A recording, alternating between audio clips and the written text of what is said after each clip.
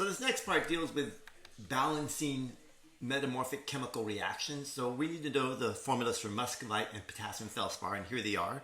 And the way I like to do it, I like to look at what's on one side of the equation and then see what I have left over. So if I draw a line here, and know for potassiums, I have one potassium here and one potassium on this side, so the potassiums cancel out.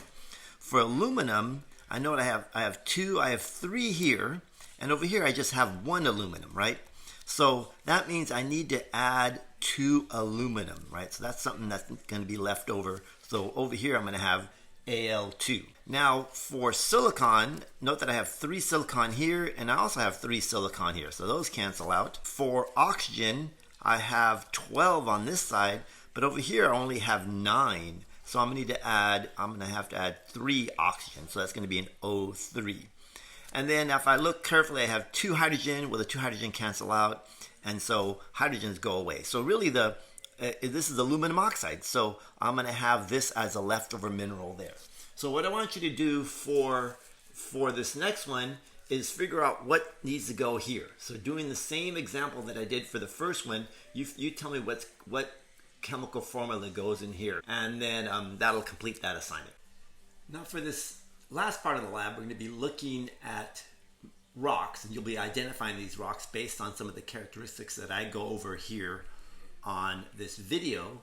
And one of the things I ask you to do, and you can get this from my video lectures, is to complete these data tables. So I have them here. You can kind of pause the video and record these. So that's for the foliated rocks, and then for the non-foliated rocks I have a similar table, and then you can record what's going on here as well. What I'll do is, really what we want to focus on is these data tables for the foliated and non-foliated rocks to help you identify the rocks, and then also the little diagram that I put in here that has some of the same details that I've spelled out in those previous 2 data tables. So you'll be using a combination of this data table for identifying the metamorphic rocks, as well as the 2 that I've set up for you as well.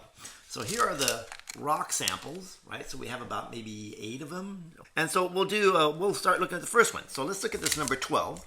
And the first thing you notice about this number 12, it's green.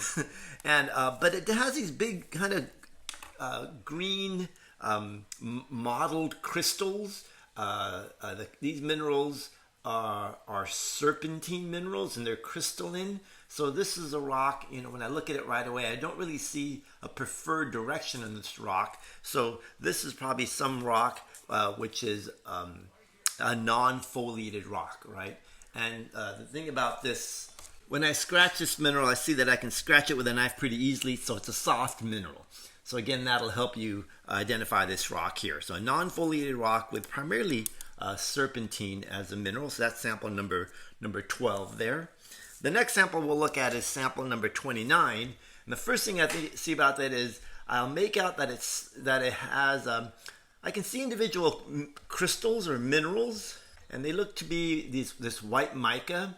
So those are muscovite mica minerals. And then when I look at it a little bit more carefully, I see that it does have this foliation. So this would be a foliated rock. And the fact that I do see mineral grains in there tells me that it's sand size. So sand size. There's a mineral alignment. All the platy mica minerals are aligned in a flat direction. So this number 29 is a foliated rock, sand size. So that's one you can identify. And that's probably the only, there's some other, can't really make out what these darker minerals are. They might be some hornblends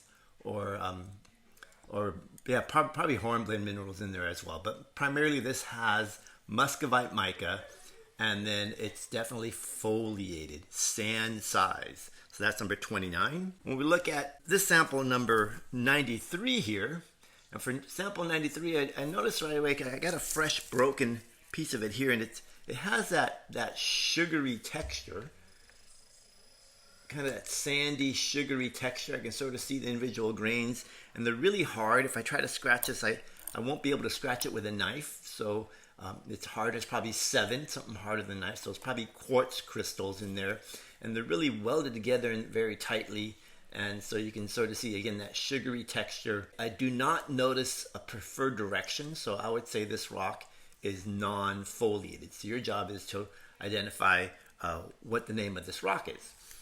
Now, that was 93. Now when we look at sample number 30, so right away I noticed that this sample number 30, if I zoom in and look carefully, I don't see any grain, so it's mud size, definitely mud size. And I see that it's in these layers. There's kind of a layer here, then there's another layer here, and the third layer up here. So it definitely looks like it's foliated. And when I look at the side, I do see the foliation. So it's foliated, but it's very flat foliation. Very flat foliation, mud size. The minerals in here are primarily clay minerals, maybe chlorite. Chlorite is related to mica minerals, but very fine grain chlorite in here. So again, this is a fine grain, mud size, foliated rock, very flat foliation. And note that it's not very shiny. It's kind of a dull look to it as well. So that's number 30. And then another one that we have here is number 32, and here's a weathered surface. So let's look at a fresh side here, and right away I see crystals. I see these interlocking crystals of minerals in here, and I see that they have cleavage. It looks like it has rhombohedral or rhombic cleavage. If I look, I might see the cleavage flashes out. So definitely coarse grained. So I would say it's gravel-sized crystals. They're interlocking, so it does have that crystalline texture. And for this one, when I scratch this, I see that I can scratch this pretty easily. So it's softer than the knife. And then we can do a little test on this one here. Let's see what happens if we do the acid test on this one. Might give us an idea. So it does react to the acid, which tells me it's composed of calcite, so calcium carbonate.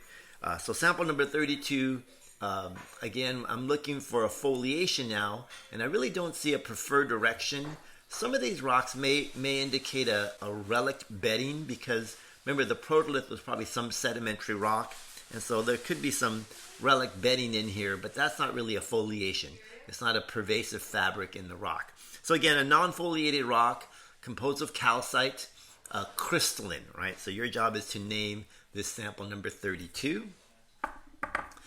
Then for sample number 48, this one here, I see that it has distinct banding, and it's sand, primarily sand size, not really gravel size. So the sand size banding, definitely light and dark layers, probably definitely a foliated rock. And so we have the quartz and feldspar rich layers, and then the mafic mineral rich layers here, right? So they've been segregated into these different layers. It looks like it has a secondary mineral in here, maybe some little garnet crystals in here.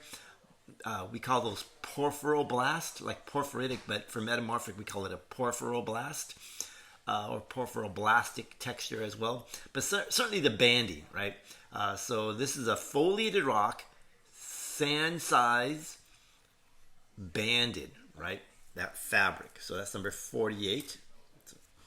And then the next rock we have here is a rock. It's really shiny, but I don't see any crystals or grain sizes. So it's mud size, really shiny mud size. It has that sheen to it, and I can look on the side here, and it does have that fabric or that foliation. See the layers in there, right? So this is number 31. So again, it has that sheen, mud size. It has a relatively flat foliation, but it has that shininess that distinguishes it from other samples, and it's definitely foliated, right? So again, number 31 is another foliated metamorphic rock. And finally, the last sample for this exercise is this number 15. And 15, if we look at it carefully, it seems to have the banding, but the bandings are not as well developed as number 48 here, where number 48 definitely has a light and dark banding. But what distinguishes this number 15 from number 48 here is that the sample 15 definitely has the minerals, the long axes of these minerals in the same direction. And most of these are hornblende crystals. There's some hornblende and maybe some, probably some chlorite as well down over here, that green chlorite. but all the long axes, you can see the hornblende crystals, right? They're all pointed in the same direction, which tells me that this is definitely a foliated rock, sand size. It doesn't have the banding, right? So it has the definite foliation, and it's composed primarily of hornblende, so hornblende crystals here. So again, that would be our sample number 15.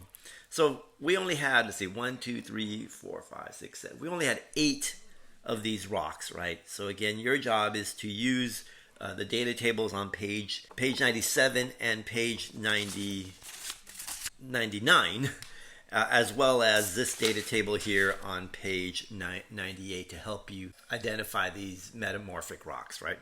Well, anyways, I'll put these rocks back out here for one last view here. So we had a combination of some foliated rocks and some non-foliated rocks. And so your job is to use those data tables to identify these samples. All right, well, let's stop here for now.